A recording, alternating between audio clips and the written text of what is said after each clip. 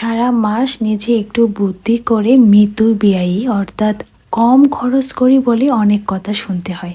তবে তাতে আমার কোনো কিছু যায় আসে না। এই যে সাশ্রয় করে চলি বলে মায়ের পাশে দাঁড়াতে পারি, মায়ের সুখ দুঃখে মাকে একটু পরিমাণ সাহায্য করতে পারি, এটা হচ্ছে আমার জীবনের বড় পাওয়া।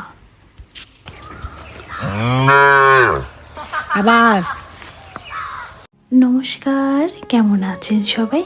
গ্রামীণ জীবনের নতুন আরেকটি ভিডিওতে সকলকে স্বাগত জানাই। আশা করছি আমার পরিবারের ছোট বড় নতুন পুরাতন সকল সদস্যরা বেশ ভালো আছেন।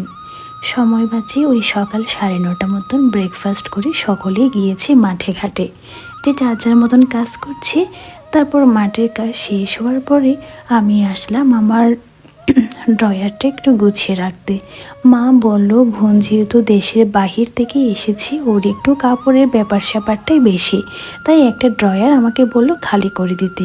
এই ড্রয়ারটাতেই আমি রাখতাম, তার পাশের যে সাইডের ড্রয়ারটা রয়েছে ওটাতেও আমি রাখতাম। অর্থাৎ দু বোনের জন্য দুটো দুটো করে 4টা ড্রয়ার রাখা হয়েছে। যেহেতু ওর একটু কাপড়ের সংখ্যা বেশি, আফটার অল শৌখিন মানুষ বলে কথা, তাই মা বলল একটা ওরে ছেড়ে দে, তুই জাস্ট একটাই ইউজ কর। যেহেতু তুই হোস্টেলে শিফট করেছিস, ওখানে তো তোর ওয়ার্ড্রোব রয়েছেই।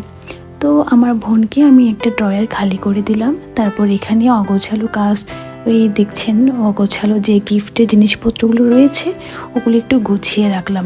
আমার আবার ওরকম অগোছালো মানে ভাঁজ করা ছাড়া জিনিসপত্র বিছানা বা রুমে ছড়িয়ে ছিটিয়ে রাখাটা একদম পছন্দের নয়। আর এই দেখতে পাচ্ছেন আনার, এই সমস্ত আনার কিন্তু ইন্ডিয়া থেকেই এনেছে। মা যখন বর্ডার কোর্স করছিল তখনই ওপার বাংলা থেকে এই আনারগুলো এনেছিল। আর আমি এখানে বস্তায় করে আমার পছন্দের বই আর স্ট্যান্ডটাও এখানে রেখেছি আর কি। আমি বস্তাতে করেই ক্যারি করি।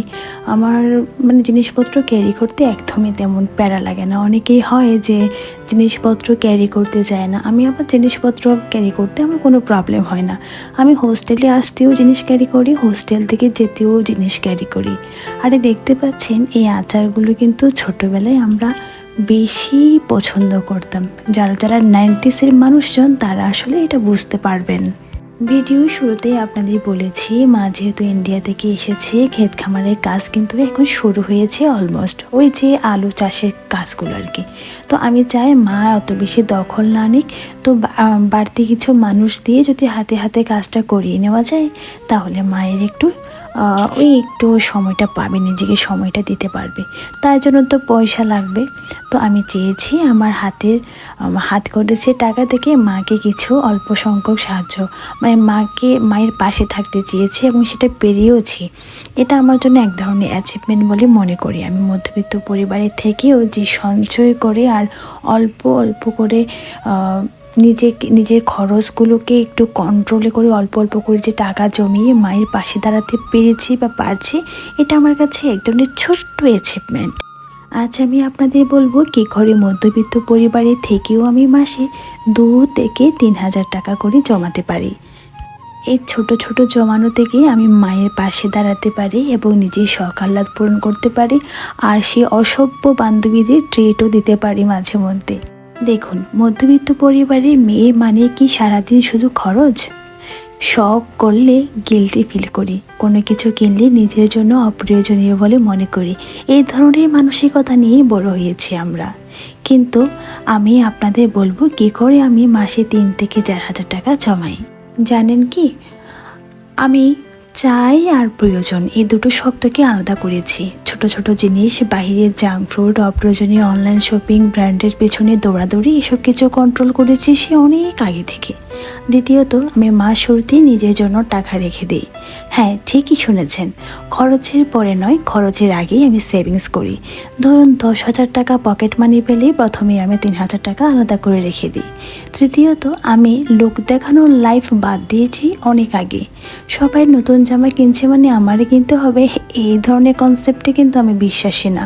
আমার লক্ষ্য, আমার ফিউচার কি সেটাকে আমি টার্গেটে রাখি। আর সবচেয়ে মধ্যবিত্ত পরিবারের মেয়েদের জন্য গুরুত্বপূর্ণ টিপস হচ্ছে আপনি আপনার পজিশনে অবশ্যই সন্তুষ্ট থাকবেন এবং আপনার সামর্থ্য অনুযায়ী স্বপ্ন দেখবেন।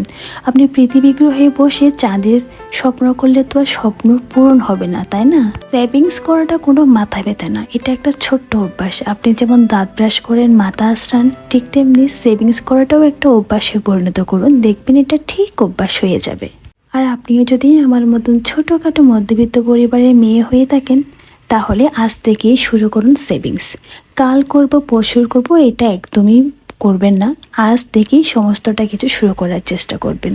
তো আমি তো হোস্টেলে এসেই পড়েছি, দেখতেই পাচ্ছেন। পরবর্তী কোনো হোস্টেলের মোমেন্টস নিয়ে আপনাদের সামনে আবার আসবো। ততক্ষণ পর্যন্ত ভালো থাকবেন, সুস্থ থাকবেন এবং অবশ্যই নিজের পজিশনে সন্তুষ্ট থাকবেন। ধন্যবাদ সবাইকে, টাটা।